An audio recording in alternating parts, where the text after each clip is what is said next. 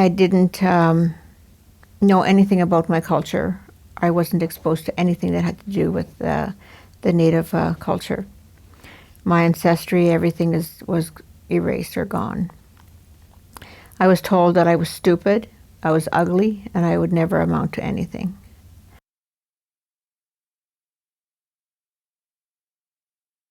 I've always enjoyed what I was doing as a caregiver. Like that seemed to be, I've always had a heart for people and people that, needed that kind of thing, that kind of service. I like working with the public and working, that type of thing, and doing whatever services that need to be done, whether if it's giving medication, putting on stockings, giving baths, making meals, doing whatever it is that we need to do. Well, I started working in the community, going to do home visits. So it's like they would give you a schedule and you'd have, let's say, I'd say probably about 18 visits a day. Everything is on a time frame, like 8 o'clock visits, or you have to be there at 11 o'clock, or you have to be there at noon, or you have to be there at 2, or you have to be there at 5, so, and then sometimes they would have more than one person at the same time. Well, yeah, like a lot of the clients say, okay, you're supposed to be here, at 8 o'clock. Like, well, I'm sorry, but I had like 3 visits for 8 o'clock, so, I'm unable to be here. I cannot do 3 clients at the same time. So most of them are understanding, but, they do get, sometimes they'll call the office and they'll say, am I getting someone, is someone coming in? And then they'll call me from on call and saying, are you on your way, or have you seen so-and-so yet? And I'm like, well, I'm on my way, yes, I'm always there, but I had to go see this other client. So yeah, it's very stressful.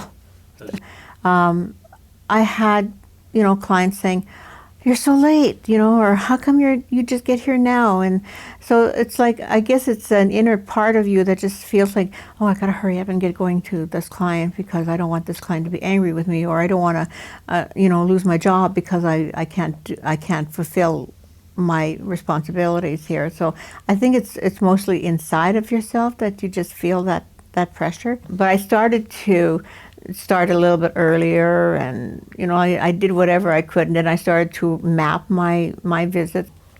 But it was really very hard on the body and hard on the car, and depending on the traffic and depending on parking, and there's so much involved in doing this type of work, is and then winter driving, and as opposed to if it's really raining hard or something and you have to park maybe 2 blocks away because you can't find a parking spot. It was very quite a thing to do, but I did it. I was just really worn out and beaten. I didn't feel that I was getting paid enough for half of the stuff that I was going through, and it was very hard on my vehicle. My first year that I worked there, I put in 30,000 kilometers. So, and they don't pay your mileage. They give you $1.25 per visit. So if you have 18 visits a day, you make in roughly $26 or something, just for fuel, but you spend more than that. It would be there might be a visit on the east end, and then another visit on the west end.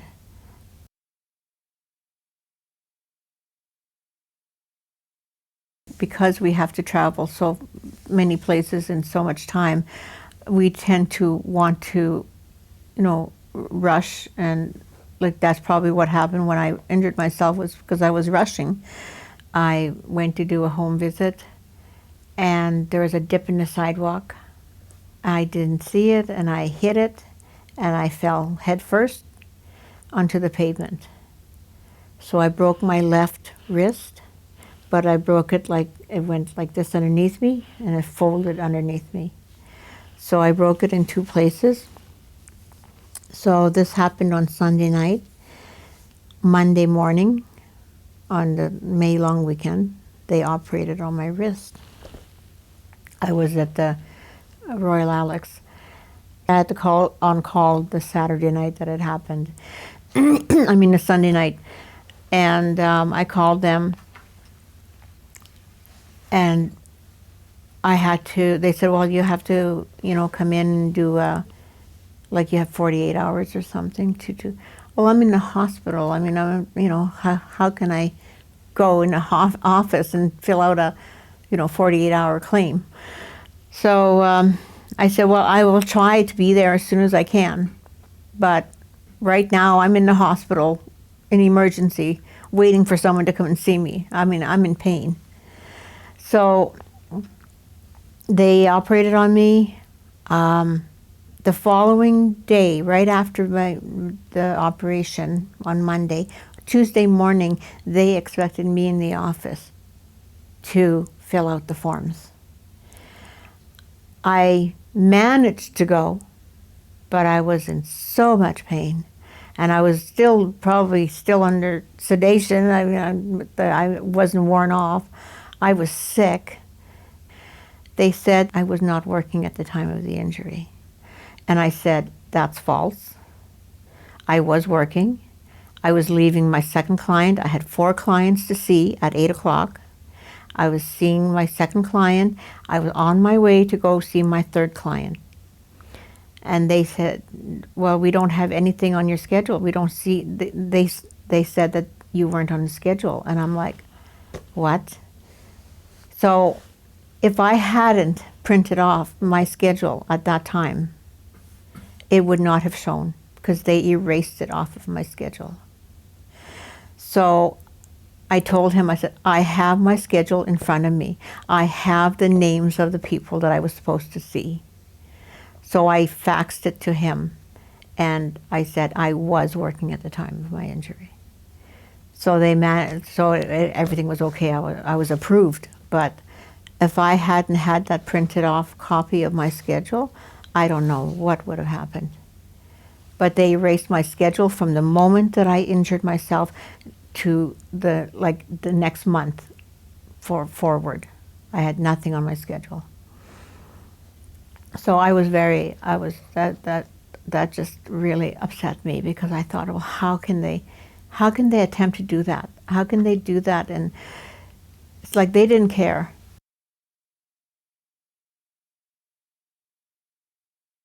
When I did go to the office and do some modified work, it was like they were very abrupt and very rude and very cold and, you know, like, do this, and yeah, you know, like, who cares? I work with the pain. So what if it hurts? You still have to do this, and you got to put in your hours, and, you know, otherwise, you know, they will get a hold of WCB, you know, say that I'm not doing my part, or so it was really, I was under a lot of stress, a lot of pressure. To the point where I was like almost crying every day. And WCB ended up helping me by referring me to a psychologist. Started doing physio treatments there. But I still wasn't healing. The pain was still there. It's still just as bad. I couldn't do a lot of things. So I went to see the doctor for my 1-year follow-up, and he said, you're going to have to get another operation. We're going to have to re-break your wrist. We're going to have to shorten a bone.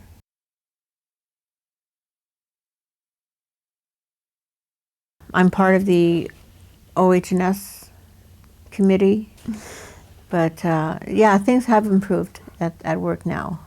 They are listening to me, they are hearing me, they are accommodating.